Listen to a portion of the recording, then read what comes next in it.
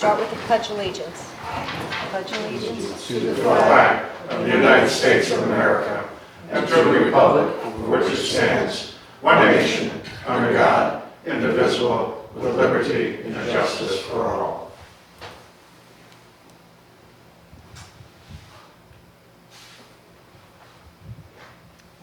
Okay.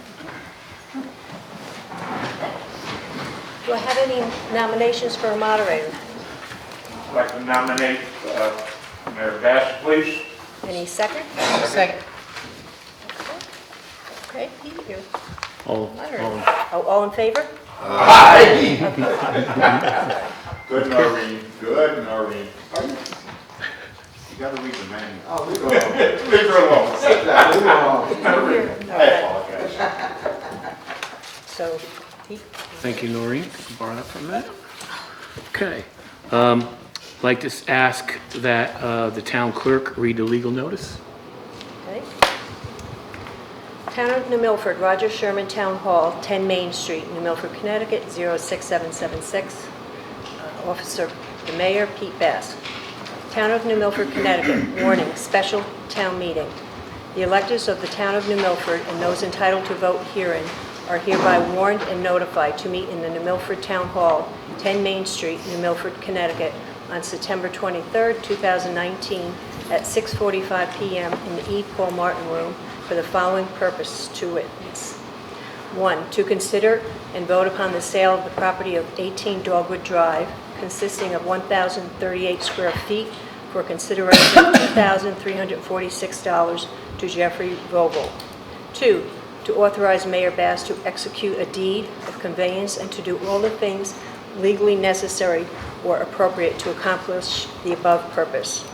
Copies of the said proposal are on file and available for public inspection at the office of the New Milford Town Clerk, dated at New Milford, Connecticut, the 11th day of September 2019, as authorized by Town Council, Pete Bass, Mayor.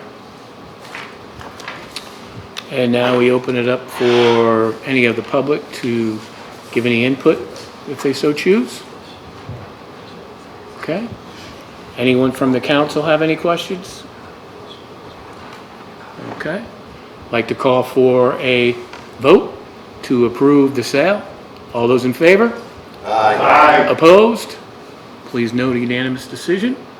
And I believe, according to town attorney, that's it. And we can, Yes, Your Honor, this Oh. needs to go to planning for a... correct. And with this needs to go to planning for an 824 referral. So you can just put that in the notes.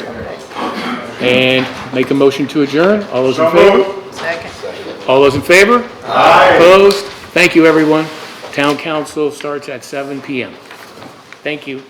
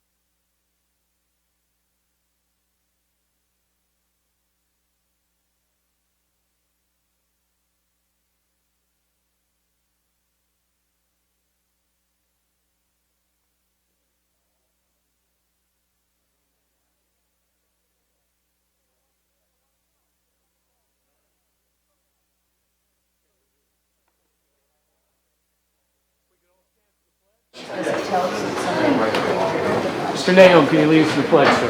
I pledge allegiance to the flag of the United States of America and to the republic for which it stands, one nation, under God, indivisible, with liberty and justice for all. A moment of silence for the men and women in the armed forces. Thank you. Done? Yes, sir. Mr. Skeller. Just briefly, Sergeant at the Arms, I'd just like to remind the public that during the town council meetings, we'll have no outbursts or language, please. We'd like to hold the meetings in single order. If there is an outburst, we'll just remind you, and then if there's a continued outburst, we'll ask you to leave. Thank you. Thank you, sir. Next, public comment. Walter? Yeah, just a failing me. Irene, oh, sure, that was easy. It's Scribilo, but close, Thank you, close. Irene is fine. For you, you can call me Irene. Is that, by the way, is that a marijuana? Oh, jeez. No, Walter. it's not. But thank you for. Bad bear, I'm sorry. Irene. You don't know me that well. I'm actually a very straight arrow. Mean good. And the police are here. What are you thinking? Yeah. Anyway, clock's ticking, so I'm going to start talking. I was watching the town council meeting from home last week. I just gotten home after vacation. I was tired. And I was interested in hearing what the mayor's rebuttal to the state police and FBI investigation mentioned in the Waterbury Republican, as it's only fair to hear both sides. You only hear one side from the news, and I wanted to hear what he had to say. While the mayor may be completely innocent of all the charges, most people's conduct does not warrant such an investigation. A full explanation would have been appropriate. The people of New Milford have the right to know if their tax dollars are being spent honestly and in their interest. You've been entrusted by these people to oversee what's going on in this town. These allegations should be addressed in a serious manner, not dismissed with a nonsensical fake news quip. Now, you might think I'm being mean, but I'm doing you a favor by saying this, because you represent the whole town. And I appreciate what you have to say. So that's the only reason I'm saying that. That's actually not why I'm here. As I was sitting in my kitchen with a cup of tea, because it was a cold day, I was surprised to see Gary Hita speak during the public comment section. Now, I'm not a stickler for decorum, and anyone knows me knows that formality is not my reason for living. But there's a reason that certain rules are to be followed to promote civility and fairness. While what transpired did not rise to the level of someone threatening our mayor with a baseball bat, I thought it was uncalled for and unprofessional. Gary Hita stood up to summarize the findings of the Bike and Trail Committee, of which I'm a member. Hita made recommendations on behalf of the Bike and Trails Committee without input from the group. His wife's outburst was not only unnecessary, but ill-informed. As I understand, and I might be wrong, because I'm not a stickler for the rules, normally the chair would receive an email asking if they are available to present at a specific town council meeting. The chair did not. Tom and Lisa Arison have both been acting as chair at the meetings. Neither one of them got a notice to present at a town meeting. Now, I joined the Bike and Trail Committee because it seemed like a positive, nonpartisan way to, warm and fuzzy, help improve the town. Sure, there are issues with the cost, and that's completely understandable, but to politicize this committee is just abhorrent and a disservice to everyone, especially Lisa Arison, who's put her heart and soul into this. Tom O'Brien and Seamus, a registered Republican. They put years putting a lot of effort into making this town a better place. I'm not speaking for them. I'm not here as a Democrat. I'm not here as a blood donor or a Lutheran or a fan of cricket. I'm just here as a member of the Bike and Trail Committee. And I was flabbergasted. And in terms of Ms. Hita, maybe she's forgotten the process since she's been absent for 60% of the town council meetings this year. But her using this as a reason to attack the ex-chair and the current chair, who's a lovely woman I respect so much, Lisa Arison, she's a good reason that I went to most of these meetings because she's just delightful. I mean, it's just inappropriate and disrespectful. So How much time do I have? Believe it or not, you still have 2 minutes. 2 minutes. Okay, I'm just going to throw out something. I know the economic development person might be here, or well, you talk to her occasionally. I don't know who she is. I know a lot of people doing recycling, and there are also. I also know a lot of people doing reconstruction, and there's no gypsum recycling plant anywhere close in New York or in Connecticut. I know Deep had been looking into this at some point. Now, gypsum's a pretty stable thing. There might be issues with dust and trucks, but I just thought that perhaps for the brownfield, I'm just throwing it out there. I'm not an expert on what it entails, but it might be something, a nice way to sort of give back to the world and the earth. Thank you. Sure, thank you. Irene, thank you very much. Sure. Mary Jane, please. Mary Jane Lundgren, 89 Chernivtsi Road. I'm here tonight to ask you, Mr. Bass, for transparency. It appears to be totally lacking with the Rose report, with the Ash report, and I think it's time that the citizens of New Milford got the story. Whether it's good, bad, or indifferent, we deserve the answers. Thank you. Thank you, Mary Jane. Jeff Winter, please.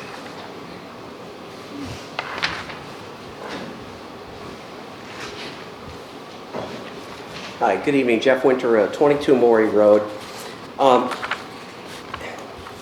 Transparency, but also oversight are really at question here over some of the very basic functions of the town, not the least of which is, of course, our roads.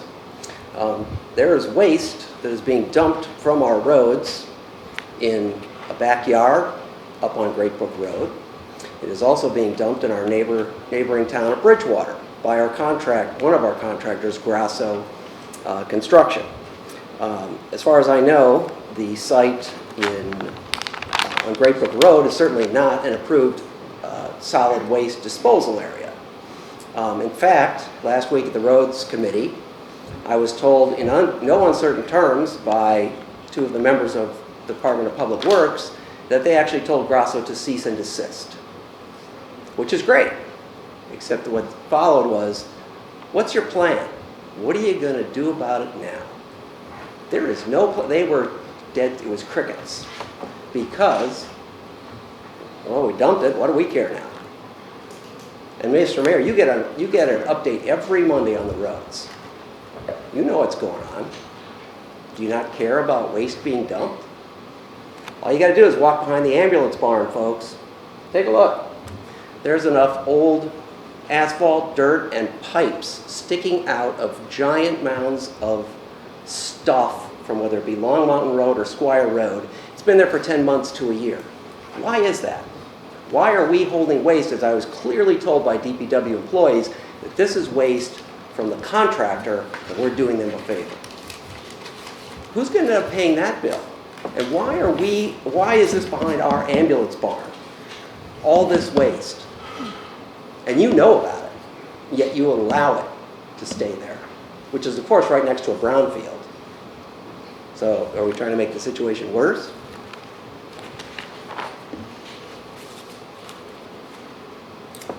And it's time to release the Rose report.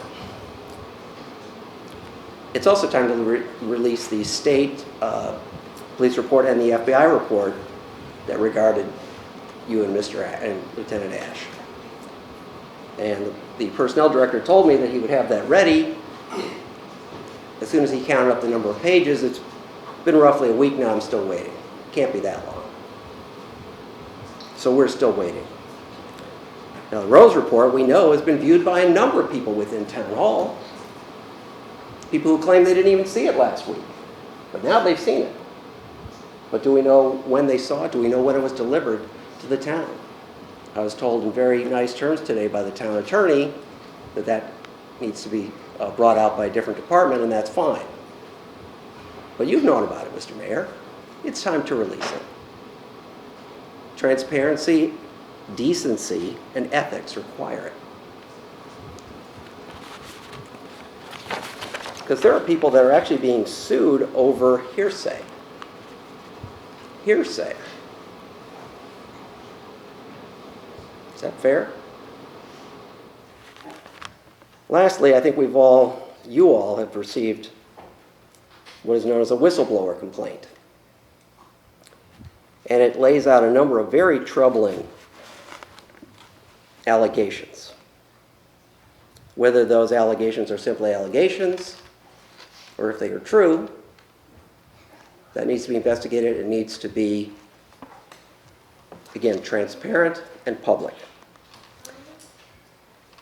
Especially the concern of overtime of officers to set up for a party that you decided to host, Mr. Mayor. Are you using public? You could easily hire a tent company to do that, or other employees, but you're going to pay them overtime and then stretch the rest of the department? All we need to do is take a look at the hours and the personnel records, which obviously will be FOI'd and should be released within the next week.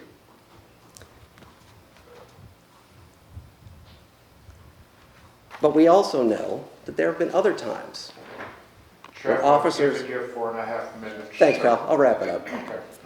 There are other times when you have used town labor to help people who are friends of yours, and they have not been billed.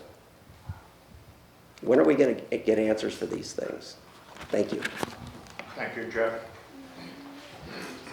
Mr. Mayor, we're at the end of the list. Thank you, Walter. Appreciate that. Thank you. Next, I'd like to move on to Mayor's remarks. Starting out with congratulating the Milford Ambulance for 90 years of service. I attended their open house this past Saturday, and 90 years helping our community. Totally volunteered. We do have some paid paramedics, but kudos to Donna Hespy and the Milford Ambulance team. Also like to thank Daisy Troop 40037. I had a chance to meet them yesterday, and they were going for their Good Neighbor badge. And one of the things they did with their Girl Scout cookies, the money that they get to keep, was they donated all those proceeds to the Ronald McDonald House. So I thought that was just in the spirit of our community and our good nature, and that was wonderful.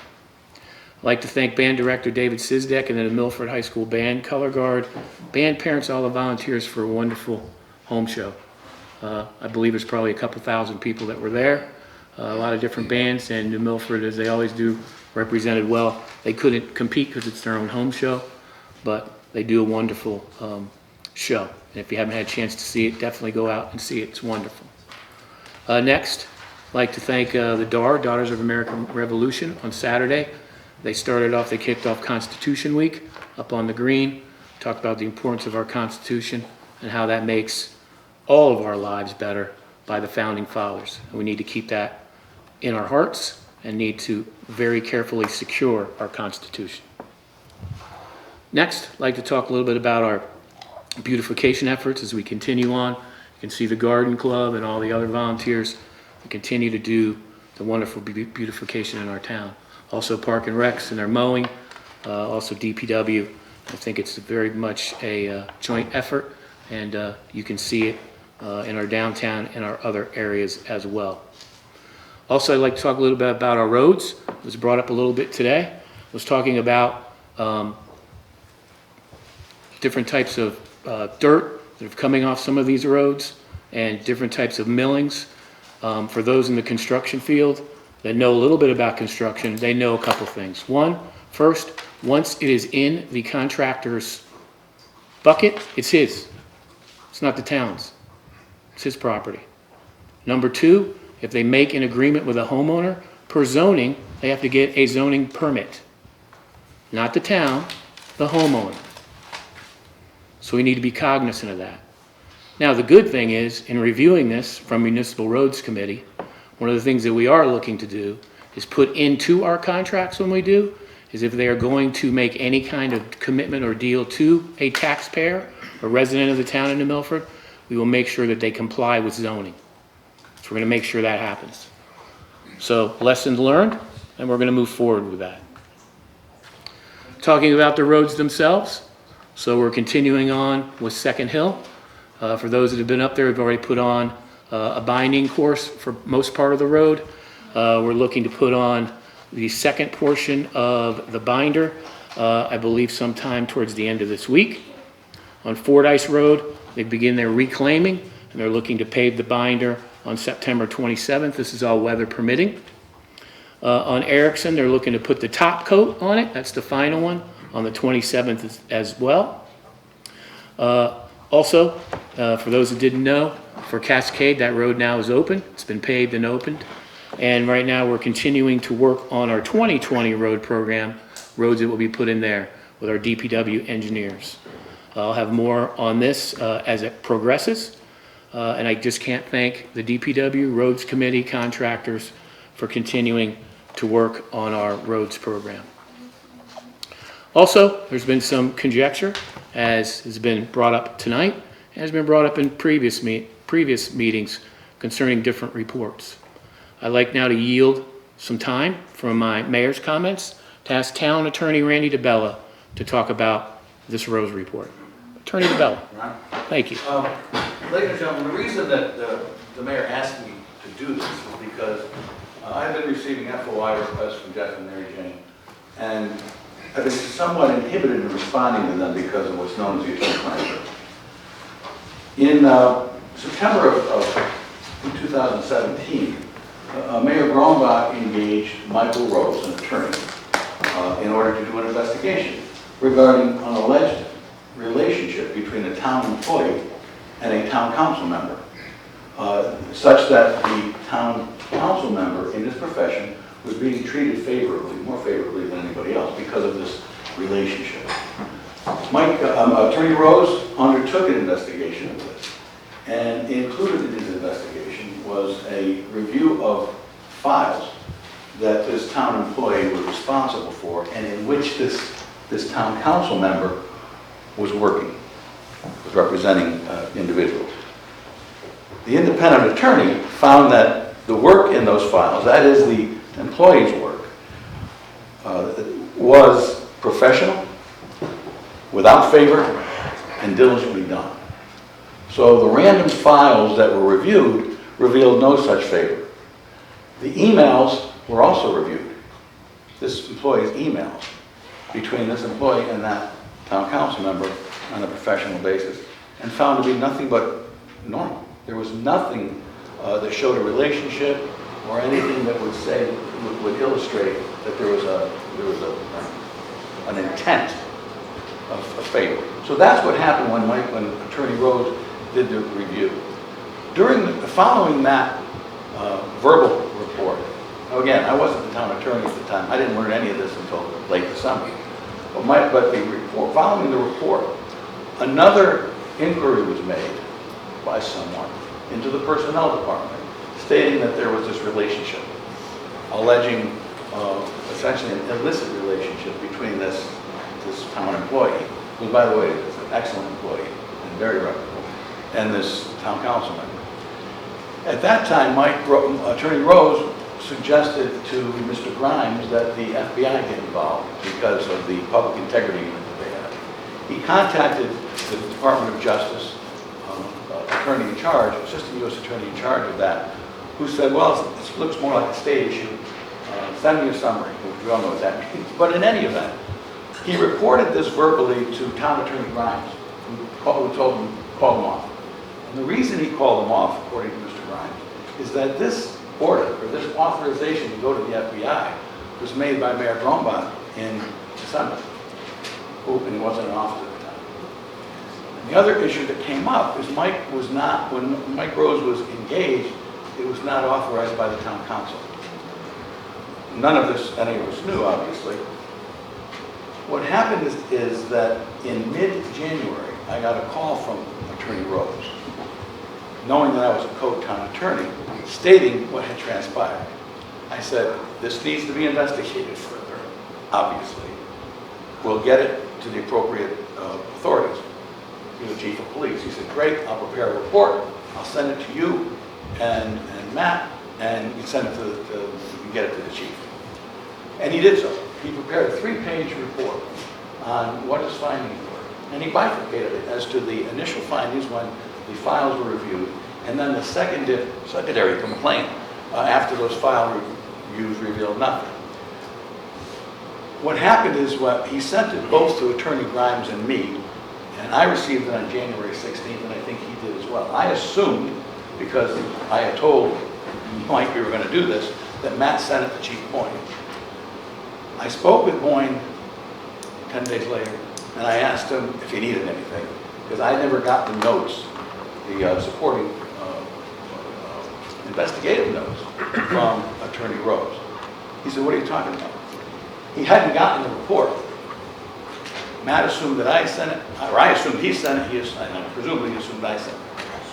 I immediately prepared a letter, sent it to him, and suggested that it needed further investigation, given the core allegations and the secondary allegation that needed to be investigated. Mike Rose said the same thing. Get it to whoever you think, get it to the chief. Maybe my report will assist him in his review. At that point, the chief responded to me, saying that I acknowledged it, expressed some upset at not receiving it on the 16th or 17th. I explained that I thought Matt was going to send it, and presumably he thought I was going to send it. And he said he would take care of it and proceed accordingly. So this report was not suppressed. This report was sent to the highest ranking law enforcement officer in New Milford. In fact, I never spoke with the mayor about this report. I thought this report needed to be handled in an investigative way, not an executive way. It wasn't his call. I don't mean to, no disrespect intended. It wasn't the mayor's call, in my professional judgment. That's why it went to Chief Boyne.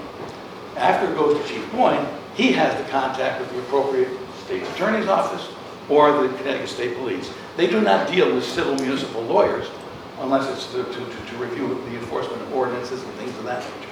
So it went to Chief Boyne. Presumably, Chief Boyne said he would take it. He would take it to the state, and of course, I lose it in follow-up because it's not my role at that point. Nor is it the mayor's role. This is not a mayor's issue anymore. This was an investigation. The reason the report can't be released is because two of the individuals in that report have threatened litigation because of slander. One clearly has claimed that this is a malicious, slanderous allegation for political purposes.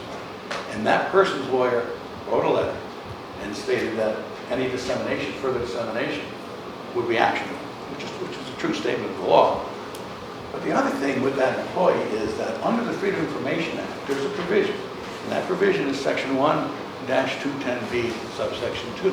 And that says that if there's a personnel matter and it involves the invasion of personal privacy, then it is exempt from disclosure.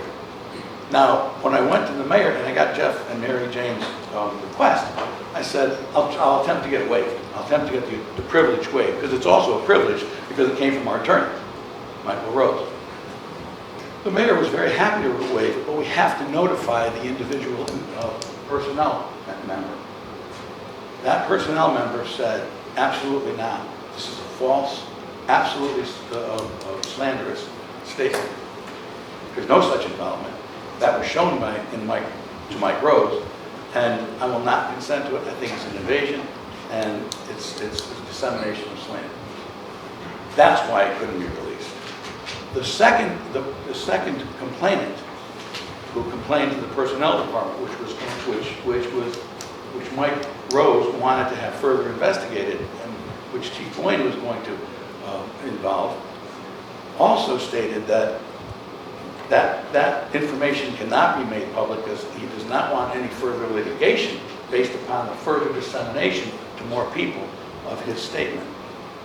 So the fact is that the mayor was not withholding anything. And I would call a spade a spade. If the mayor had told me to withhold that would have gone to Chief Boyne. I guarantee you. Because that's how I practice law. I represent 7 towns. So the fact is that I never spoke with the mayor about this report. I never told him it was in it. I never told him what was in it. And I never told him that I sent it to Boyne. That's the truth. Now, that's as transparent as I can get right now. But I just want to set the record straight, because this is not being withheld because of politics. This is being withheld because of valid, legitimate, legal reasons. Just want to let you know that. Thank you, Randy. Next, There's also conjecture when people come up to the podium and talk about Captain Ash. Chief?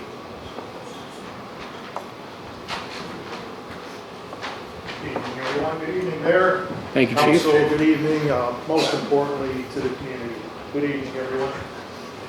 I'm here tonight to clarify how the investigation into Ash was conducted. I was asked to do it, but I'm more than happy to do it. I want to do it because I want the truth to be told. The investigation was underway when I became the chief of police. I became the chief in mid-November. The investigation was well underway for 6 months. So it was one of my highest priorities to deal with that investigation. I had several major issues to deal with, but this was one of my highest priorities. I had to ensure that for the integrity of the department, that the investigation was handled thoroughly, completely, thoroughly, and by an outside entity. And as I said, that was my objective. Make sure there was a thorough, complete, unbiased investigation. And I know there's some questions about how we investigate these things or how officers are investigated in general. There's usually two avenues. One avenue is a criminal side. The other is an administrative side. So I had to make sure that both of those sides were covered. The criminal side was being covered by the FBI, and I was very confident in their abilities. The FBI completes very thorough investigations. They leave no stone unturned. And as I said, I'm very comfortable in their handling of that criminal side of the investigation. The investigation continued into December, and in December, the FBI showed up at my office and they gave me a finding. Their finding was that they cleared the employee and they closed the case. Cleared and closed was the terminology they used. And what they were telling me and what they told me is that they found no crimes. Now remember, the FBI works on the federal level, so I had to ensure now that there were no state issues. We're still dealing with this one aspect, this criminal aspect. The FBI cleared and closed, so I had to present those findings to our Connecticut State's Attorney. And the Connecticut State's Attorney reviewed the case and also determined that there were no crimes.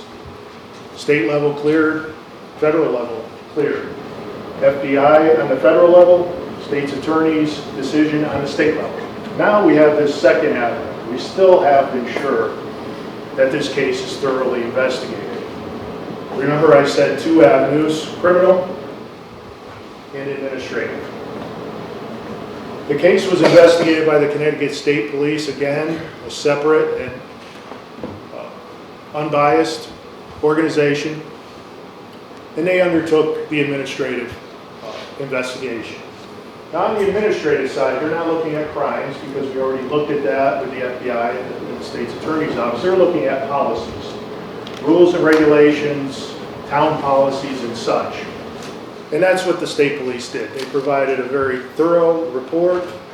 They reported to me that after their investigation, which concluded in early August of this year, remember this incident began to be investigated back in June of 2018. So over a year it took us to work through this process. Criminal side, now the administrative side. In their report, they found that they sustained policy violations against the employee. And those policy violations were noted in the report. But at that point, that employee had retired. The employee retired in late June. So my jurisdiction is no longer. Had that employee obviously still been employed by the police department, we would have to take steps to deal with what were called policy violations. So I stand before you tonight in full transparency. I want to make sure you understand how the investigation was handled. I want you to understand that it was my highest priority to make sure that case was handled properly, thoroughly, and completely. I'm honored to be here representing the men and women of the New Milford Police Department. Very happy to have my command staff here. We have high expectations for our officers and staff. We expect them not only to do things right, but to do the right things. We won't stand for anything other than true transparency, honesty, and integrity. I want the community to know that transparency is also very important to me. If there are reports, if we have reports, and if FOI allows us to release those reports, we're more than willing to be transparent. I want the truth to be told. I always seek the truth. And I always say that we're in it together. And I mean that. It is not us against, it is us with. And we're together, working with the community. We're one. I want to thank you very much for the time. Thank you, Chief. I hope that my explanation helped. I'm always available. My door is always open. And we look forward to working with you and for you. Thank you. Thank you, Chief. Thank you, Chief. Thank you, Chief. And Attorney DeBell? I forgot to inform you that although the mayor couldn't authorize the release of the report, he does have copies of my transmittal letter to Chief Boyne and Chief Boyne's acknowledgement of receipt of the report. For anybody wants it. Thank you, Attorney DeBella. Also, continuing on with mayor comments, today I received, as well as the council, received a letter or email from David Grombach concerning a letter with a quote-unquote whistleblower status. For those of us that know, you have to be a person to be a whistleblower. Can't be anonymous. But what I did do, as we've done on all of these matters, is I've directed the chief to review and explain what has been entailed on this letter, and we will get that back to you, the town council, and the public. And lastly, I'd just like to make a comment, and that's using people's careers, using people's personal issues for political gain is wrong. Absolutely 1,000% wrong. Using it for political football to damage our community is wrong. It's not what we're about. It's not what this community is about.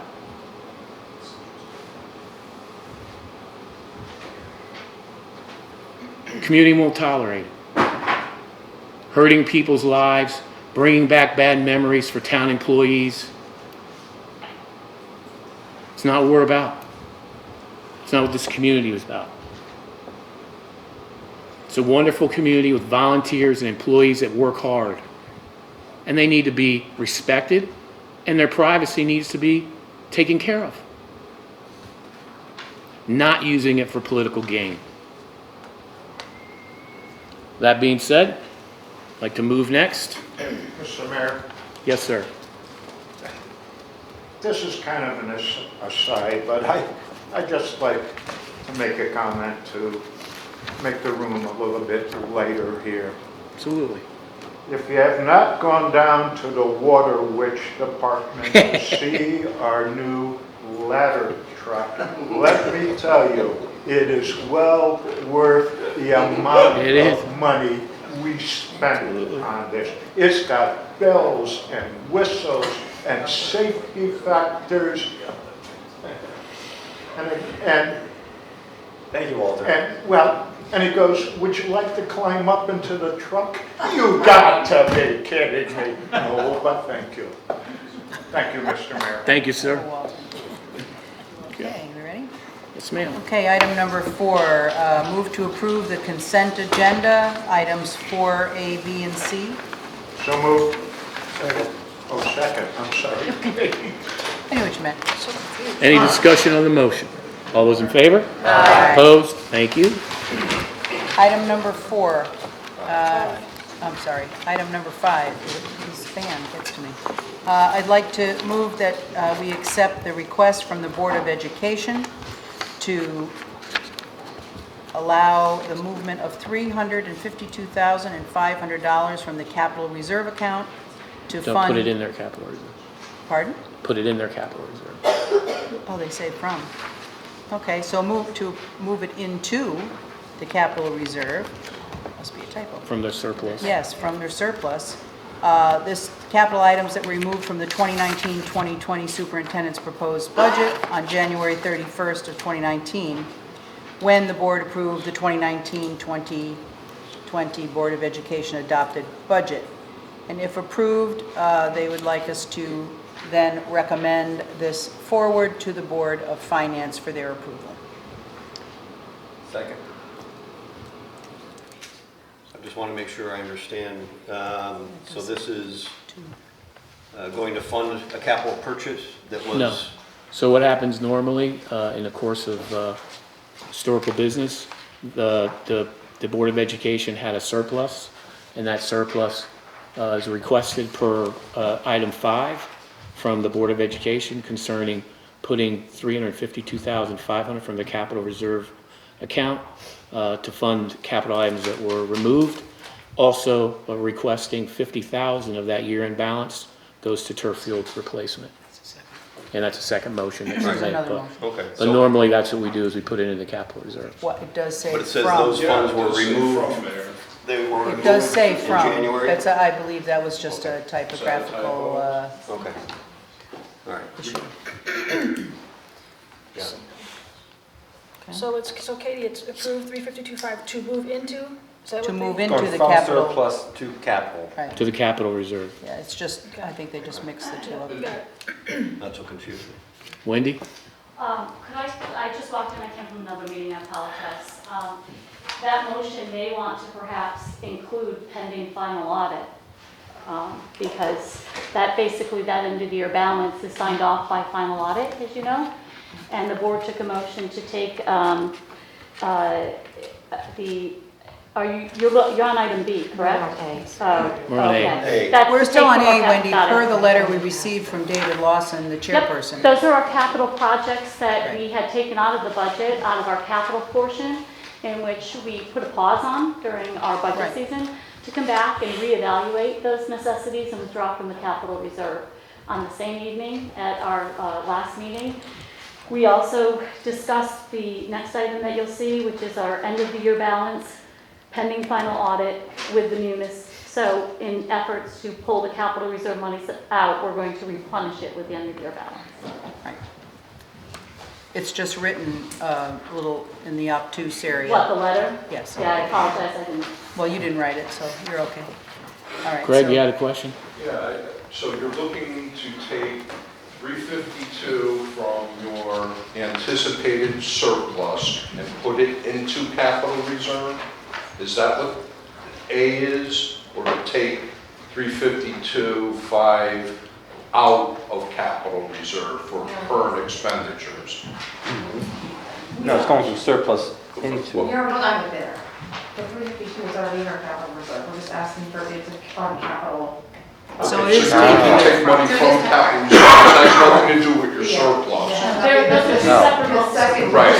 Those are two separate motions. Oh, I got you. All right, so let's And do, 352, It is coming out of capital So wait. reserve So for you're gonna add tax expenditures. bracket? They are. it Okay, is correct. So the letter from the chairperson of the Board of Ed is correct. Correct. Yes, Right, correct. so, Correct. so it's not into, it is from. okay. And Wendy, these items were, it says removed in January from the budget, They and were, now that there's a surplus, they're going to...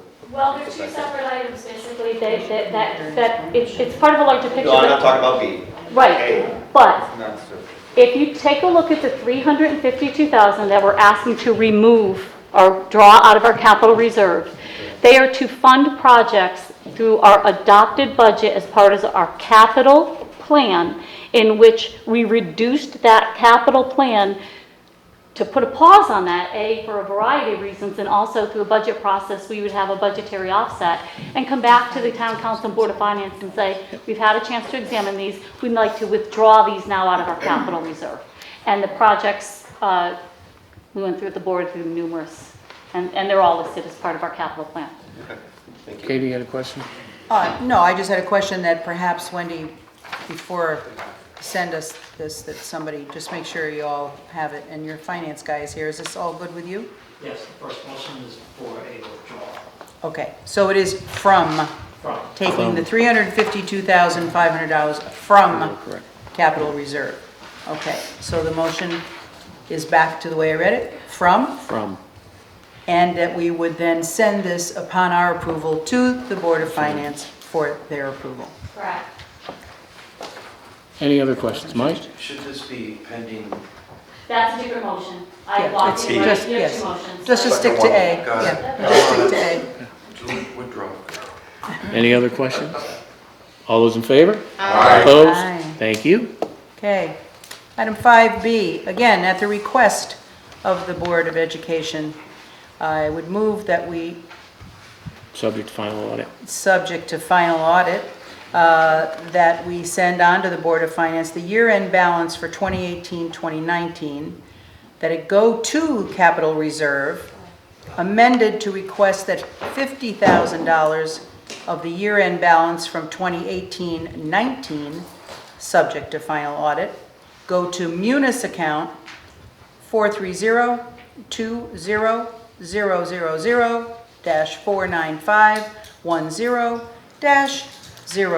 430-2000-49510-00006, which is for the turf field replacement, with the remaining balance going to capital reserve. Second. Is that crystal clear to everyone? Yes. Question? Just a question more, I understand what we're doing here, but this account in particular in the turf fields, is this something, part of it is town funded and part of it is Board of Education funded? The town put some money in this year as well in the budget. Okay. And the Board of Ed is doing the same. This is our second year. We began this process last year. The amendment came when normally we ask for end of year balance. The board had unanimously decided that we also have a wonderful facility that we all need to pitch in on. So we began contributing. Last year was $50,000 as well. This year is $50,000. We don't know if the dollar amount will be the same every year, depending on our end of the year balance. So, But the intention is to fund it every year. Absolutely. I know the community's yes. looking closely at that. Thank you. Doug has a question. Doug? I want to thank Wendy and actually Joe and a lot of people on the turf committee. This was something that we wanted to foresee to do, and I'm going to be adamant that it gets done every year, not only on our side of the town, but the BOE side, because 10 years down the road, all of a sudden, they do need to replace, everybody's going to be looking in the coffers, and it's not going to be there. So this is very, very important. So when this comes time for it to be replaced, the funds should be majority there, and it won't be a burden on the taxpayer. So I commend the BOE for doing this. I'm a stickler on this. It wasn't just to do the project and forget about it, but to make sure that in the future it's funded, so we don't have to go back and look for the money to replace it. So thank you to BOE for doing this, and again, I'll be on top of it as well. Just a quick comment as the track coach, it's turf field and track. So, just want to make sure there's money for the Is track. all of that, Years, too. is that all crystal clear to everybody? Yeah. Okay. Okay, so we have a motion. We have a second. You do. Any other discussion? All those in favor? Aye. Opposed? Thank you. Thank you so much. Thank you. Item 6. Thank you. Thanks, Wendy. Item 6, move to approve that Mayor Bass enter into a contract between TRI Utility and the town of New Milford. So this basically, So second, please? Second. thank you. This is basically, we talked about this earlier on in the year. TRI utility costs. Basically, this was the company that comes in and does an audit, a forensic audit on our utility bills, including phone, electric, gas, and sewage, see if there's any potential savings that are there. And then what they do is it's a 50-50 split. I had Attorney DeBella check the contract to make sure it complied, Attorney DeBella. Yeah, we've kind of beat this one as far as we can. It's pretty clear now, and been negotiated. So this opportunity is for us to get some additional revenue after the audit at no cost to the town or to the taxpayer. So I'd like to entertain engaging TRI Utility. When you Mike? say it's a 50-50 split, can you just... Sure, so whatever they find as far as savings, the town gets half, they get half. But they don't. Whatever they find. Correct. Pretty standard. So it's pretty standard in the field, and there's no outlay nor cost to the town. And whatever they find, it's kind of found money for the town of New Milford. Perfect, yeah, thank you. Is it in 50/50 is normal in what these Yes. companies do? It's actually less, it's 18 months instead of 36 months. Right. If you understand the standard, if we negotiate. Right, so it's only a 3-year deal. Yep. They're gonna find us money and we're gonna give them half, but they're gonna find us money. That's Yes. right. Or they don't get anything. Money we didn't never have. If they don't find anything. If they don't find it. They get nothing. They get Exactly. Just one other question, and I think it's for Attorney DeBella, and I don't even know if it's a relevant question, but I see they have offices in Florida and New York, we're in Connecticut. If there is any litigation, whose state laws apply? Oh, it comes here. It comes here. Good question, Chris. Question. Any other discussion? All those in favor? Aye. Opposed? Thank you. Item 7 is an update from Economic Development Director. Karen.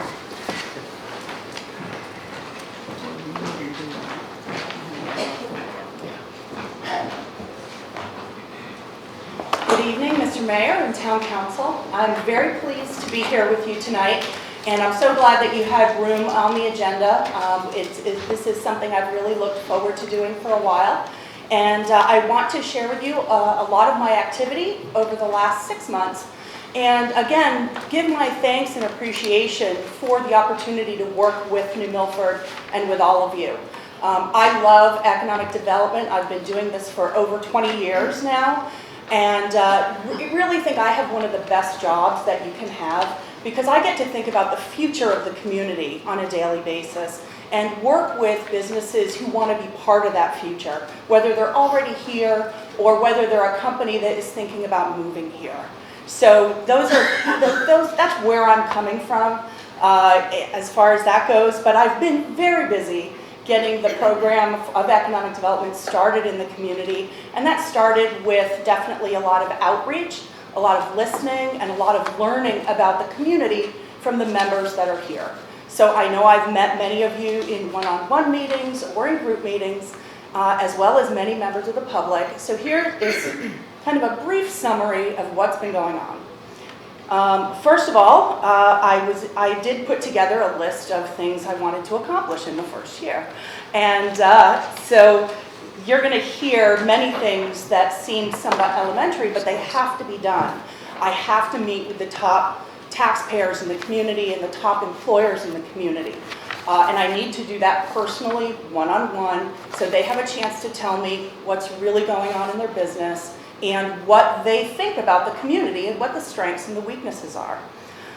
So again, that has taken a lot of my time in the first 3 months, definitely a high priority, even more in the second 3 months, in the second half of that time, where we've been able to get into some deeper issues. I've had the opportunity to work with a lot of folks as their roads get rebuilt, or as they are already in the process of some kind of expansion and they run into a roadblock.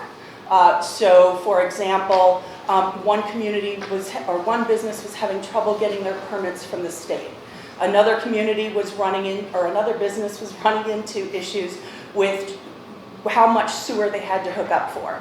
In those situations, I was able to get involved and help the roadblocks at least be something we could drive over, so they could get to the end goal and not become an obstacle that stopped the project cold.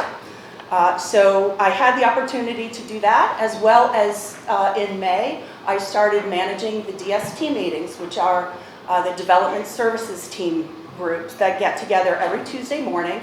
It's all of the land use department heads or their assigned appointees, and we get an opportunity to talk to people who haven't yet filed an application.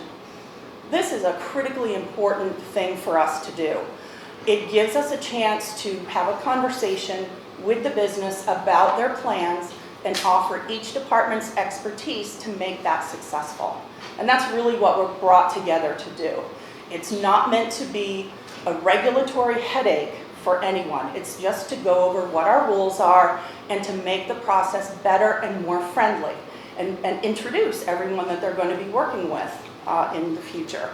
So since then, that committee alone has reviewed more than $7 million worth of projects that could potentially happen in the community. So that is very exciting.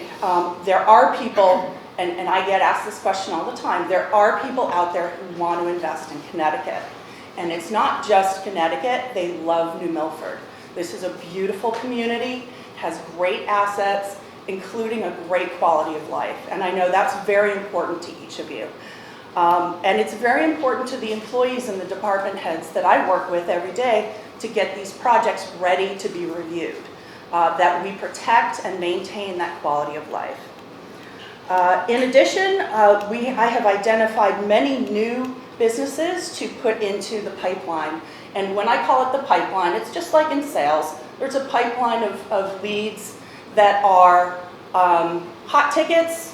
Some are kind of still in the thinking about it phase, and some we're going to keep working together, but I don't know if they're ever actually going to put their money on the table.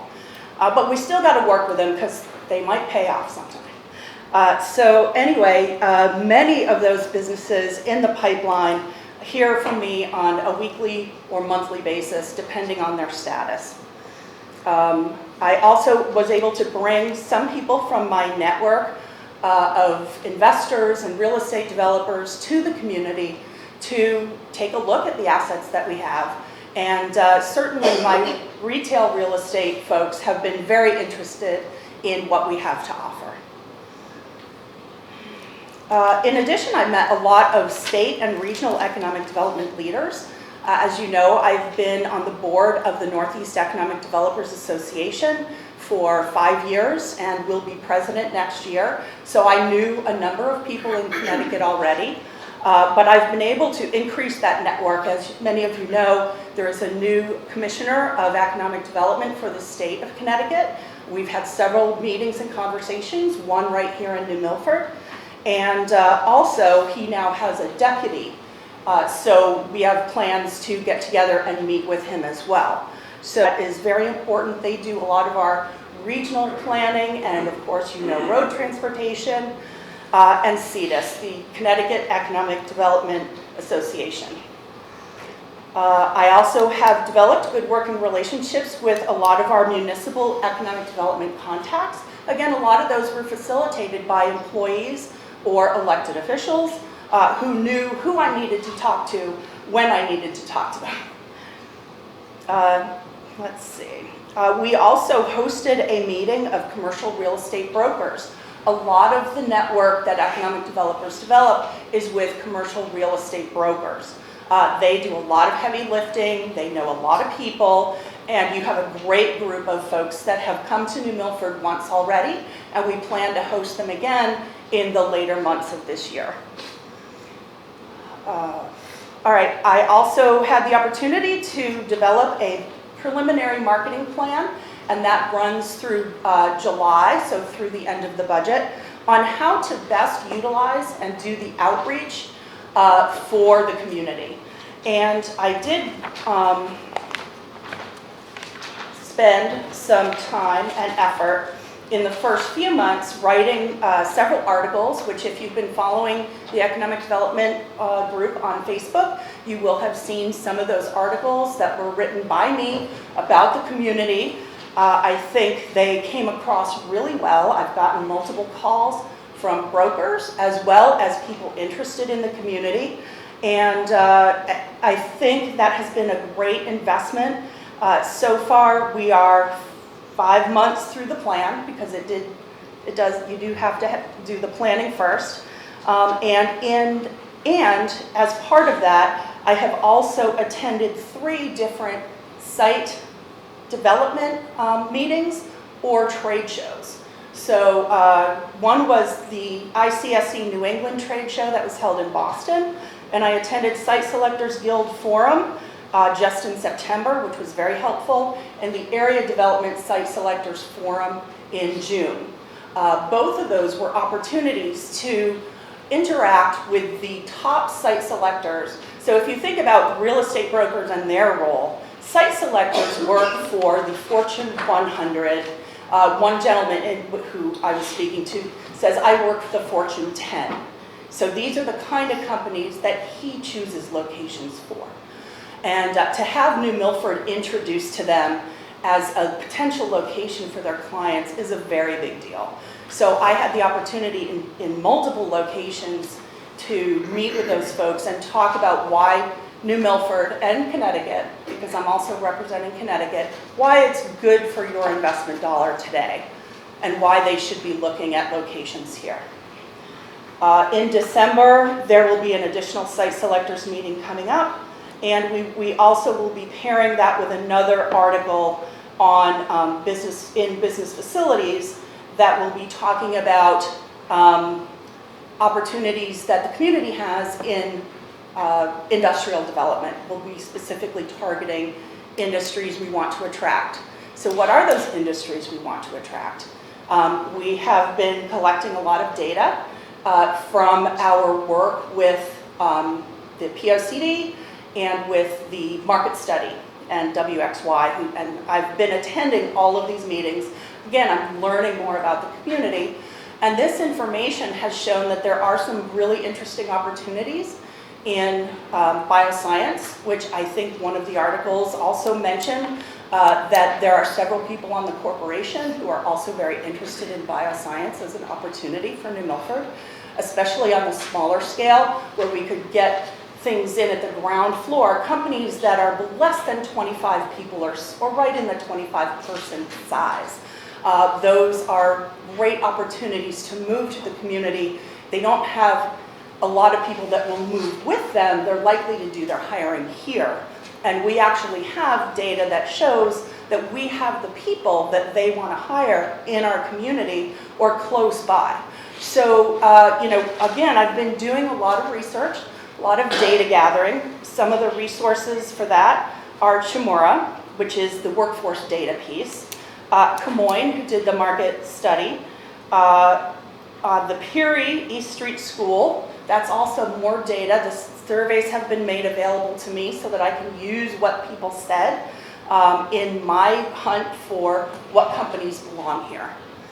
And then also Pinnacle, who did the hotel analysis, and WXY, who is working on the bar grant report, which will not be done until March. And then, of course, the POCD is incorporating a lot of that information into one big effort, planning for the whole community, that should be done in the fourth quarter this year. I think we're targeting end of October for the POCD. So again, the first 3 months was really spent very much focused on getting to know the community and getting set up to be successful. All right. So next, it's using that data. So really, in the last 3 months, I've been able to build the pipeline of businesses that I'm communicating with about relocating here multiple fold. The community has had a great summer as far as construction goes. $15 million, to be exact, since I've arrived, has been pulled in building permits. A lot of that was in housing and housing expansions, new houses, but $7 million was commercial or industrial development. And that's very important to note. That's a very healthy amount of investment in the community. That's 44.9% of all the building permits pulled. And so it definitely shows a lot of commercial activity. Of course, what I'm looking to do is to add to that exponentially so that we have more new buildings going up rather than a lot of expansions or remodelings. And we do have some of those happening. Implement the plan to achieve jobs and investment goals. My job description has some very specific numbers in place, and I respect that. It is hard to make that happen on a short time frame, and I'm making every effort to make sure that that happens. And as I said, I am keeping track on a daily basis, the folks I'm talking to, what the opportunity is, and then following up with them, so that we will capture every bit as much as we can of that opportunity going forward. Let's see. One of the things that we talked about and that we are going to do is I wanted the opportunity to meet with more existing businesses. And what I have done in the past is have networking exchanges where business CEOs get together to talk about what challenges they're facing in their industry. We used to do it in manufacturing, but I think here, really what we're targeting are small business owners or manufacturers, smaller scale manufacturers. So one of the things that's coming up in October is Small Business Week. And we will have a proclamation ready for that time period. But also the Economic Development Corporation is having their annual meeting. And for the very first time, we're going to be having awards where we recognize businesses in the community that are great employers, that have done a great economic development project, or that are really partners in economic development, making the town more successful every day. And of course, many businesses fit the mold, so we have a lot to choose from. But what we're really trying to do is raise awareness about economic development, what it means, and how everybody can participate in it. Because it's not just about me going to work and talking to this many people, it's about all of us doing it together, because it doesn't work with just one person does it. Again, I've been continuing to develop relationships with a lot of people in the community who are investors. And again, implementing the marketing plan, which is all about outreach. I'm a very big believer in reaching out. I don't sit in my office waiting for the phone to ring. I don't just write reports, although I have to do that. It comes with the job. And one of the things that we have already completed is the Connecticut Economic Development Association and CERC, the Connecticut Economic Resource Center, put together what they call the best practices in land use and economic development.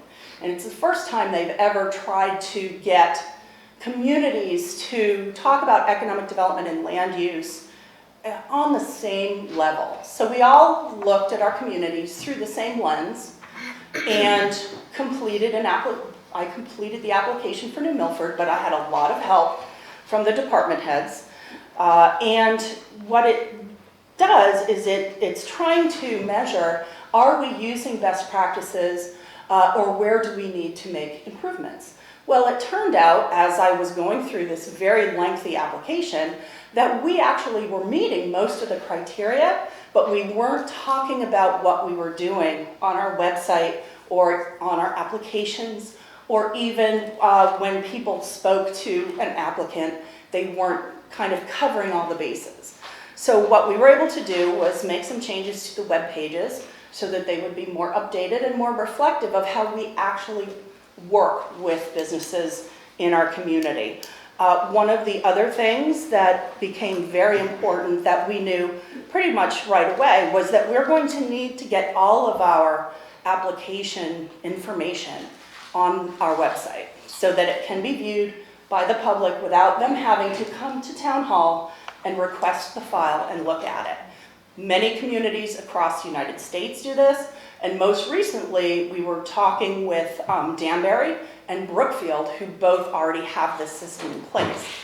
We can use our view permit program and make that happen. So we are in the process of doing that now. And that is going to be very important for us to save time. As business picks up in the land use departments, they will be able to manage that better and more efficiently with fewer mistakes using that view permit. So that is a program I've used in my past work, and I was very pleased to see it here as well. So that's a very good investment. Of course, my goal is that we will be able to shorten approvals and process times by 20%. And I have looked at how we can do that, and the only way we can achieve that is to go online. And in our humanness, it will be difficult to achieve a shortage of time without cutting things out. And at this point, as much as I would love to say I know exactly what to cut out, I don't have that yet. That's something we still have to work on. So I think we will achieve improvements in our process just by using the tools we have. The strategic planning process, which again, I'm responsible for delivering an economic development strategic plan to the community. The first phase has already been ongoing. That is the data gathering phase. I hope to begin the brainstorming sessions in December, I think, and then we can put that plan together in January, February timeframe. I'm confident that the folks on the corporation, the folks on the commission who've also been tremendously helpful, and many of the business owners are going to have great feedback as we put that plan together. I will be a presenter at the International Economic Development Conference in October, which is in Indianapolis. And let's see, what else? I guess I will at that point stop and let you ask me questions. And I do have other data. If I need to refer to it, I brought extra information. Katie? Thanks, Karen. I mean, there's a lot of things I would like to ask, but I'll go with something you just mentioned about, putting things up on the website, 20% more efficient, et cetera. What's holding that up? Why hasn't it been done? I couldn't tell you why it hasn't been done in the past. No, I'm talking about now, since you identified it. Yeah, Yes. What's holding it up now? It's the only thing is to actually have the department heads be prepared and tell people to send them in electronically, or to have when you go to the website now, you click on file a permit. Yes. That those screens have to be enabled for each department. So that means our IT department needs to work with the department heads to get that. Yes, to get the forms in there. Okay, and who's organizing that and making sure it happens, and how long do you think it'll take? I've been having the department heads talk about that For with how the long? IT. See, I don't understand the time frame. I just want to know when's it going to be done. We were shooting for October, and we're still shooting for October. Next week? Okay. Yeah. And then one other question. What have you found is the biggest reason you hear from new businesses or existing businesses in town who maybe want to expand or don't, the reason that they don't want to consider either Connecticut, but mostly New Milford is what I care about. What's the reason that you hear the most? Well, there are a few different top listings of why. One is available land that is affordable, that has the amenities they want. So it has to have the sewer, the sidewalks, the traffic light, if they're into traffic lights, and it has to be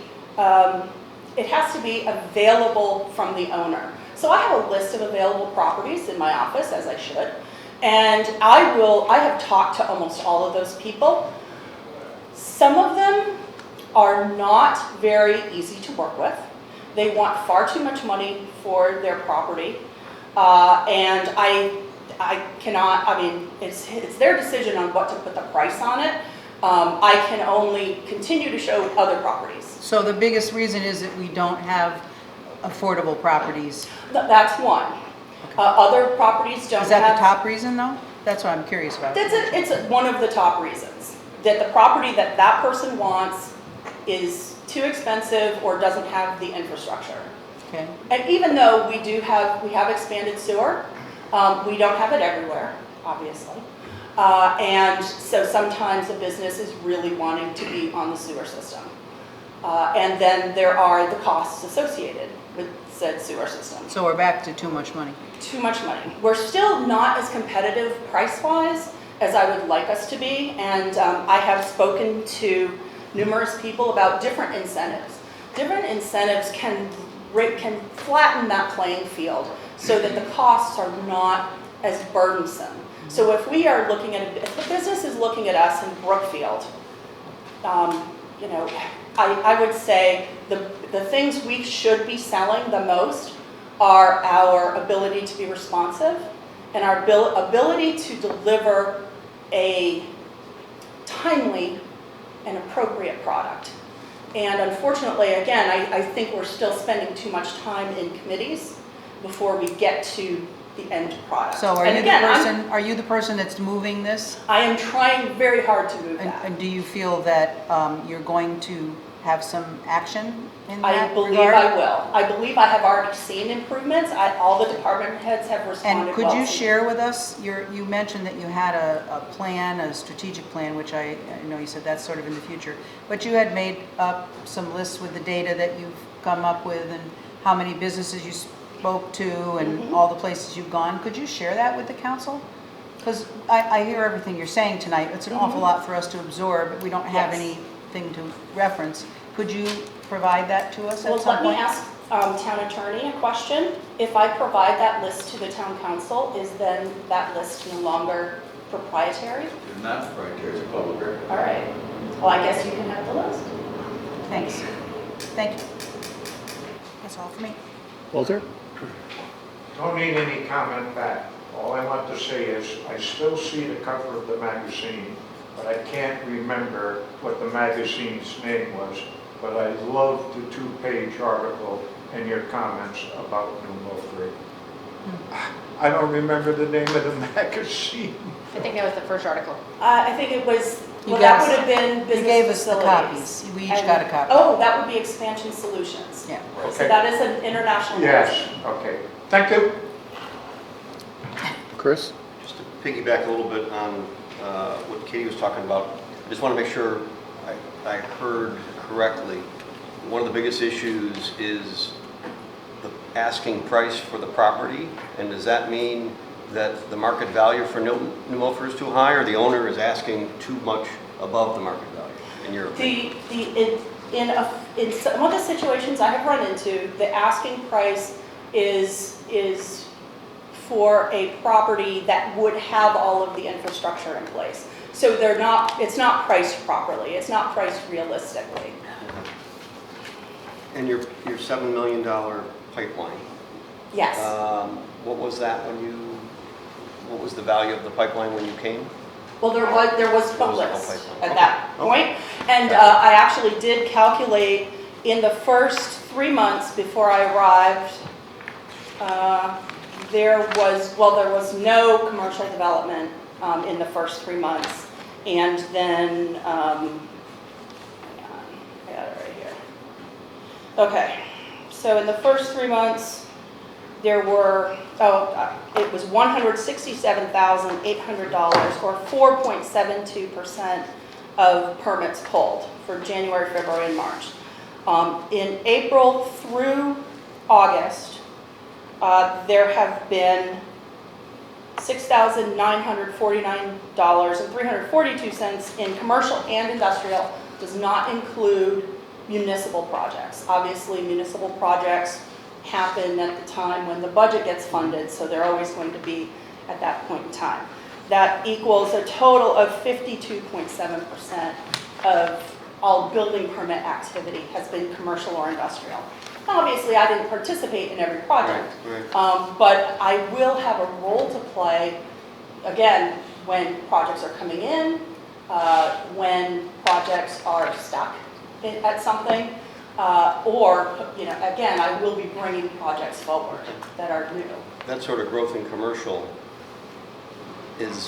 are we seeing a similar growth rate to the towns around us, including on the New York side? I don't have their building permit information, I don't have access to that. I will tell you that just basing from my driving around to know the other communities a little bit, I'm seeing a lot of commercial and industrial development in both Danbury and Brookfield, which are really the only ones I've personally gone to check out. And just a few other questions, I won't. Sure. In that, a typical, and I would call it a sales cycle in a normal pipeline, but what would be and I know there's going to be a big range, but if you average it, what's the time to close something in the pipeline, and what sort of closure percentage wins do you expect? Well, as you can imagine, a closure percentage is going to be a low number because it does take time, and some projects will never happen, some will never happen in your community. I like to close about 10% of my projects. that is a very healthy, I think, number. That means we're not losing anything to anyone else's community. We're only losing things that maybe weren't a good fit for us, or they were spreading their net too wide when they initially contacted us. The length of time, again, can vary. I worked on an aerospace project that was a big project. It took 3 years for that project to happen. Most projects will take between 6 months and a year. And then that's just the deciding phase. Yep. And then you've got several months to go through an approval process. If they need state permits, you can add a few months to that.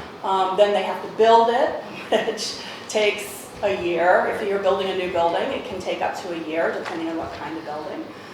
So, start to finish. Yeah, I was just talking about mostly just to close it. The tax assessor is starting to look at real numbers, you're probably talking at least a couple to 3 years. Okay, thank you. Mike? Thanks, Karen, for your service. I've met with you, and you're just terrific to work with. What is your job is really a salesperson. Very much. Come to New Milford. Yes. Open up your business, come live, work, play, the whole thing that we've always talked about.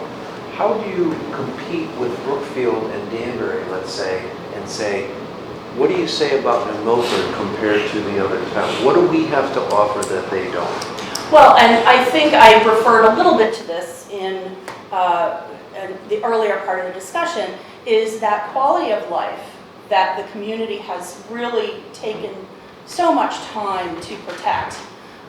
The amount of open space. The policies are in place that are to protect that open space. And again, I mention that because there's always a flip side to that. That means we have more open space to work with. So there's the my side of that, is that means we have some opportunities to develop some of that space that's currently not developed. And that this community really wants to see growth and development, because that's what I have seen since I've been here. Now that is something that we need to express better. I feel that desire for growth hasn't reached the mainstream yet.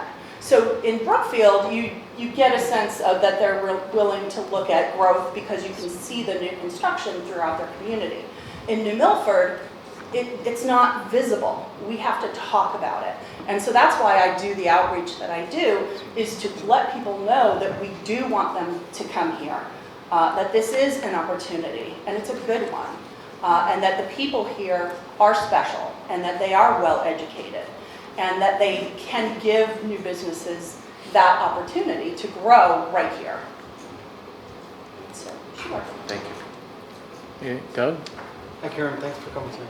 A couple questions on the sewer hookups. I know that some prior businesses that are here and then some newer businesses, they struggle with the cost of hooking up. Yes. So my question to you is, have you come across any businesses that are in town that are reluctant to do it because of the hookup? And is there any kind of a payment plan or something to stretch it out that would make it less fiscal for them to come up with the money right away and do like a payment plan over 10 or 15 years? I know some can be up to $17,000, $20,000 to hook up, and it's a big number. The bigger the business, the bigger the number. Right, and then there's some businesses in town that would like to expand, but they have to connect. And Yes. They're reluctant to do it because of the upfront cost. Have you come across any, and is there any kind of payment plan, or can we come up with something that would make them more incentive to want to do that as opposed to not? Yes, well, when I talk about leveling the playing field, that's one of the costs that I'm definitely talking about. And I have talked with the mayor and the members of the corporation, as well as the commission, about what we should be doing to proactively tackle this obstacle. Because we do have businesses in our community that would expand, but for that, because once the way that the ordinance is once you expand, once you want to expand your business, you are required to hook up. Right. And that adds a lot of cost. If again, under those circumstances, it's a big cost for someone who's already going to be adding to their building, maybe adding people, maybe adding equipment. So it is something that we have a draft of a possible incentive that would be available to businesses who were going to build onto their building. Again, generate some additional tax revenue, property tax revenue specifically, that would potentially be attractive to get people to do construction. Of course, then the concern is, what about the businesses that are already here? What can we do for them? Because at the end of the day, we want all of our businesses that are along the sewer line to be hooked up to it. That's the way that the system should be working. So what are the incentives that we can look at to that? And for that, I don't have a draft. But I know it's important, and I want to keep working on that until we can solve both problems. What's your, just off the top of your head, what's your timeline for having, I'll just take that last thing you just mentioned, incentives. It's been brought up many times over the years, a way to not upset the people who have been and still are connected and entice new people. As Doug just brought up, a payment plan, or, you know, mayor's talked about it several times. So what's your time frame right now to get that item done? Because you said right in the beginning that our sewer hookups and then the things that our infrastructure and the cost of things is like a major thing. So what is your estimation for when this might the be first drafted? Version is drafted. And when would it be and shown? I can give it to you as soon as the mayor says, let's have it at the So right now, we're in talks with the WPCA as That's their why I own was hoping authority. you were talking to them, yeah. So it's working collaboratively with them, also with finance, to make sure whatever that we do is both impactful for bringing in new business, but also doesn't hurt our ability to pay for that WPCA bond. Are any of the existing business owners involved in any of your discussions about what would be a fiscally acceptable solution? Because I'm sure they too would like to see new businesses move in. It would help everybody, of course, financially. Do you include some of our, in-place businesses to see what their thoughts are? I always ask their opinions, but in the case of the sewer tax incentive, or the sewer incentive, it has been the corporation who has really been Okay, so you don't, so you haven't, I mean, because, a lot of times people, you may assume that they would be upset if someone new were to get something that they didn't have. On the other hand, if that new business were to bring other things to town which would enhance things for them, I just think it's just my suggestion that it would be nice, I think, to include in some brainstorming some existing one or two businesses, maybe a small one, maybe a large one, because otherwise you're speculating on how they would react to that. And a homeowner, how they would react to that. So, it's just good business practice to include those you are talking about. It's just data. Completely agree. Thanks. So I'd like to, when you get around to that, I wonder if you could tell us when you plan to have that ready, just as a first step, because it seems that sewer is involved in many of the roadblocks. So yes, and as I said, the draft for the new businesses has already been completed. If we wanted to get that going in October, I could certainly draft a expansion type policy. But you don't have a feel for what existing businesses would say about that. I mean, they've never seen it. I do not at this time. So rather than drafting it and putting it out that way and having somebody go through the roof who's a good business that's been in town for a long time, I'm just thinking, why upset them needlessly? That's all. You might think about it. I would certainly, I know the businesses who feel they're being held up from expanding now, and I can certainly reach out to them once again and those talk that to are them happy, about some alternatives. And those that are happy. I mean, we do have people who are satisfied with the services they get and what they pay for, and their businesses are moving along. So I think sometimes we always think about the noisy wheel, but the wheel that's turning is also important to talk to. Point well made. Anybody have anything else? Lisa? Thank you, Karen. It's listening to you describe your first 6 months, it sounds very hectic and that there are so many layers that need to be addressed.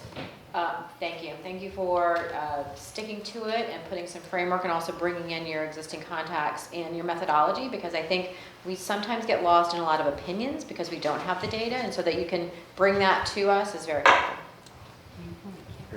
Concur. Thank you. Anybody else? Thank you, Karen. Thanks. Thank you. Next, Uh, Greg. Murray? come on up. Not during 7B? Oh, is there a B? That is, that's gone. green spaces, is still withdrawn, so we'll get back to you on that when they're ready. Sorry, finance, Greg? Good evening, all.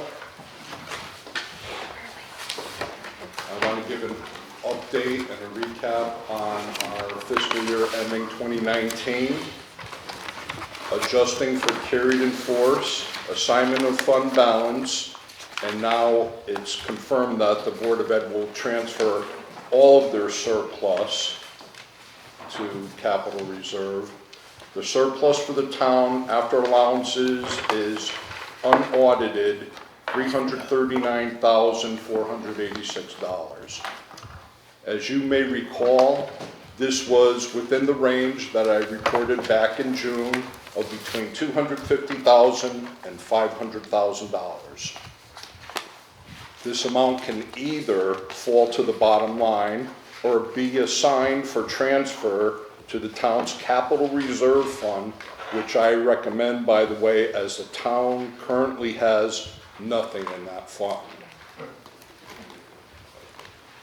Any questions about 2019? Moving on to 2020, revenues. Revenues as of August 30th were at $46,330,409, which is 44.9% of budget. On a straight line basis, one would expect 17.3% of revenues to be collected at this point. Tax collections are at $38,414,743, and this represents 53.8% of budget, with current taxes at 54.9% of budget. New this year is the incorporation of recycling revenues into the general fund budget that are currently at 20.9% of budget. Land use revenues are at 34.7% of budget. Building inspector revenues are at 51.8% of budget, of which $100,000 is attributed to a Canterbury school project. Still good news nonetheless. Parks revenue is at 19.2% of budget. While not yet an issue, with interest rates easing, interest income bears watching. On the expenditure side, overall expenditures are at 25.9% of budget, or $10,415,351 with encumbrances. Without encumbrances, expenditures are at $8,508,653, or 21.1% of revised budget. On a straight line basis, again, one would expect 17.3% of budget expended for this period. Debt, pension, and general insurance payments are front-loaded, therefore skewing the numbers upward slightly. There are, however, some areas of concern, namely police and dispatchers' overtime. Police overtime is at 34.7% of budget, and dispatchers is at 42.1% of budget, respectively. At this point, at this rate, it is not a question of if dispatcher overtime could go over budget, but a question of when. At this rate, I expect this line to exceed budget by December. In an effort to mitigate this issue, there were 2 retirements of which the personnel director and the chief are in the process of filling. Additionally, a part-time position has been initiated to try and curtail the situation, and we will be monitoring the situation closely. So I'd like to interact with that as well. So I get weekly runs on these numbers, and this is something that we've been looking at and monitoring. I've been talking with the chief, and when the chief came on, this was something that's been ingrained in our organization. It's not just this year. And I'll give you an example. So when we go back to fiscal year 17, prior to me being here, dispatcher overtime was $144,476.41. Last year, it was $103,788.71. So we are aware of the sustainability, working with the police department. We're working on things to mitigate that, as adding more staff. Another thing that drove this number up last year was that we had one dispatcher that went out on medical, and as soon as he went out, due to the contractual obligations that we have, is automatic overtime. So the chief, working with the union and the new union president, has allowed us now to put in a per diem dispatcher, which now is going to help us drive down these costs. So we've seen this problem, and we're working on the solution to mitigate that problem. So I just wanted the council to be aware. So will the balance of the retirements, taking down salaries, and then the increase in overtime work itself out by the end of the fiscal year? So, Chief, I don't know if you want to talk a little bit about that. That's something that's kind of a work in progress right now. Yes, it is a work in progress. We have a short-term plan, which we're dealing with right now. We're obviously working with the union with the per diem issue. We want to hire a part-timer to help us stem the tide of overtime. We need to bring our staff up to full staff. We have one new hire in training, one being hired this week. It takes, at a minimum, 8 to 10 weeks to train a dispatcher properly. So we're working on that short-term plan. Long-term plan into the next fiscal year and beyond, we are considering options. Part of those options are potentially combining with other towns to do dispatching, to utilize state funding that's available. And like I said, a short-term plan for now, but also considering long-term options for the next fiscal year. And as we were going through that too, I'm sorry, we did have 2 people that we'd already brought on. One had left, and then one retired. So as we were bringing 2 on, 2 came off, so now we're hiring 2 again. Okay, so there wasn't really a lap between the retirement and the new hires to balance out the overtime issue? Correct. Okay, gotcha. Thank you. Just a question for the chief. If I heard you right, Craig, 34% of budget for police? Is that because it's summertime and we're doing a whole bunch of stuff? Yes, it also has to do with staffing. We currently have 2 officers in the academy. Once they graduate from the academy and are able to be included in our full staff, we'll see those overtime hours come down. Obviously, we've also had some very major cases we've dealt with over the last few months, to include overdose cases, to include a shooting, to include a stabbing, to include very serious crimes, to include crimes that we're investigating from the past. So we're working on some very, very big cases also, and that had an impact on our overtime budget. Thank you. Ask one question while you're standing. Can I just ask, Chief? How about that rotational shift that you implemented? Is that helping? Yes, that's helping tremendously. Those types of hours are reducing. Good, thanks. Just a question on the dispatch overtime. It sounds like it's something we've had an issue with for a while. Absolutely. What we're talking about tonight is the performance against the budget. So I guess my question is, are we overly optimistic in our budget? If the issue's been, if it predates this year. Right. So I came in late November, right in the midst of the beginning of budget season. So I didn't have an opportunity to truly assess it, but now I've had that opportunity. So I hope to show you, and it will reflect in the next coming budget year more realistically. Thank you. Got anything else, Craig? Any other questions? Other than minimum wage, legislation was signed into law by Governor Lamont, and as of October 1st, minimum wage will now be $11 instead of $10.10 an hour. And I apprised all the department heads, number one, to adjust their hiring accordingly because this budget year is already set. But keep that in mind for, future budget negotiations. And we spoke with the department heads that have a lot of part-timers, especially seasonal. They're aware and they're making their adjustments to make sure that we're within budget. So we were letting them know back in the summer to make sure that they're aligned with their budget in 90 cents. Just a quick question. We talked about a shortage in overtime both at the police and the dispatcher. And obviously you said there's 2 officers, chief, that are going to be coming out of the academy and back in, and then you're hiring the dispatcher 8 to 10 weeks. At what point do you see, Greg and the chief, that the percentages start to go down? December, January, when it starts to go back instead of going up with the overtime? From my perspective, I would see it coming down in February, March. That's when these 2 officers will be ready to be included as staff. So we'll have those 2 extra persons in place in February, March. As far as the dispatcher situation, like I said, over the next 6 to 8 weeks, I can see an improvement.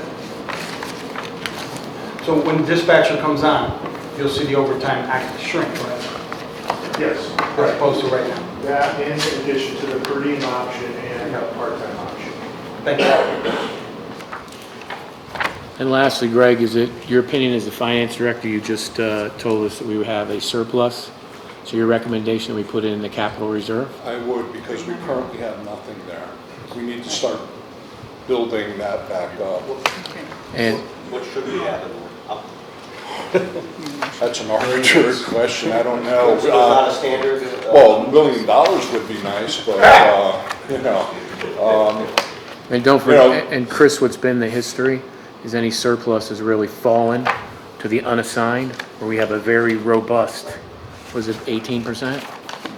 17%? Right, but one thing you have to understand, as our budget grows, the denominator grows with the numerator staying the Absolutely. same. So the percentage over time will go down if we don't Correct. add back to that. So,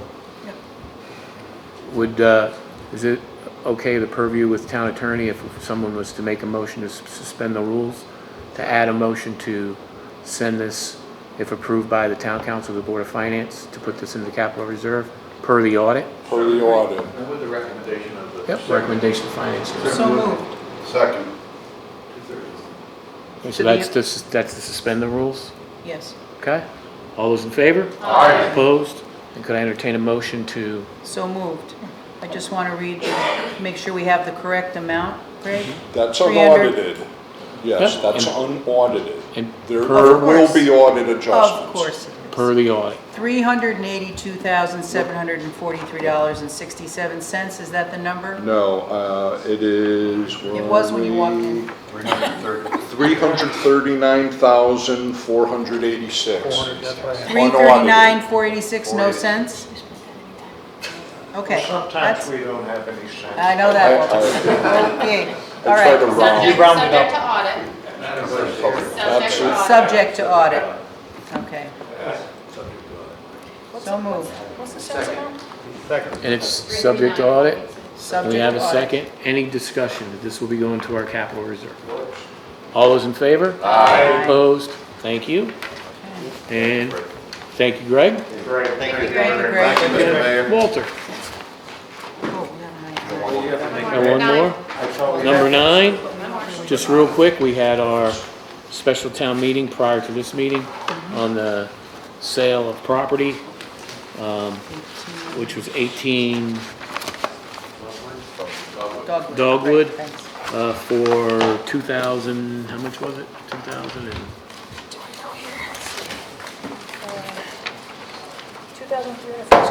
$2,346. It was unanimously approved at the town meeting. I just wanted to notify the council and the public at large. Walter. Motion to adjourn. Second. Any discussion? All those in favor? Aye. Opposed? Thank you, everyone. Thank you.